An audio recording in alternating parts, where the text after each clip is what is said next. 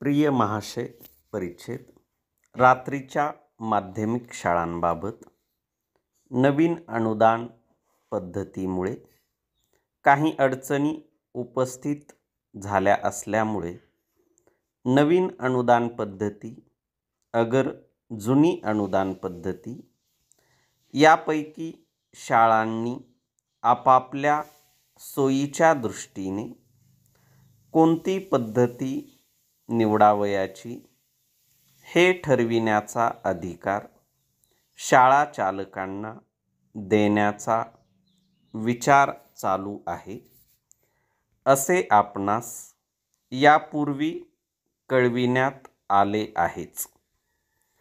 त्या अनुषंगाने हा खुलासा करण्यात येत आहे.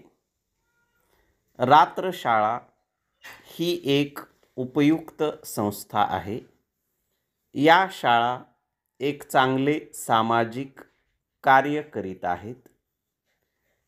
काही अडचणींमुळे ज्या मुलांना योग्य काळी शिक्षण घेता आले नाही अशा मुलांना शिक्षणाची दारे खुली करून त्याचे भावी जीवन उज्ज्वल करण्याच्या दृष्टीने या शाळांनी चालविलेले काम म्हणजे एक मोठी समाजसेवा आहे. म्हणून या शाळांच्या अडचणींबाबत विचार करून त्या दूर करण्याच्या उद्देशाने सन 1964 मध्ये एक समिती नेमण्यात आली होती. त्या समितीने या शाळांच्या सर्व अडचणींचा तपशीलवार व सहानुभूतीपूर्वक विचार करून ज्या शिफारशी केल्या त्या शासनाने बहुअंशी स्वीकारल्या आहेत.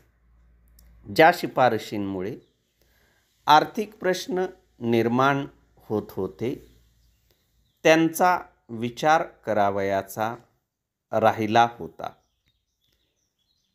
त्याबाबतही शक्य तितक्या लवकर निर्णय घेण्यात येत आहे. या शिफारशींचा विचार पुढे ढकलण्याची मुख्यतः दोन कारणे होती. पहिले कारण अनुदान पद्धतीत करण्यात आलेला बदल व दुसरे बडकस आयोगाच्या शिफारशींप्रमाणे द्यावयाच्या वेतनश्रेणी. माध्यमिक शाळांना द्यावयाच्या अनुदान पद्धतीत जे बदल करण्यात आले ते संस्थांचा आर्थिक बोजा हलका करण्याकरिताच करण्यात आले.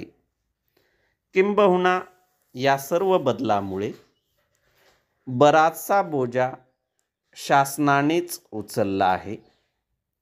तथापि रात्रशाळांना ही अनुदान पद्धती जाचक ठरत आहे असे शासनाच्या निदर्शनास आणण्यात आले व म्हणूनच या शाळांना जरूर त्या सवलती देण्यात येतील असे शासनाने आश्वासन दिले होते.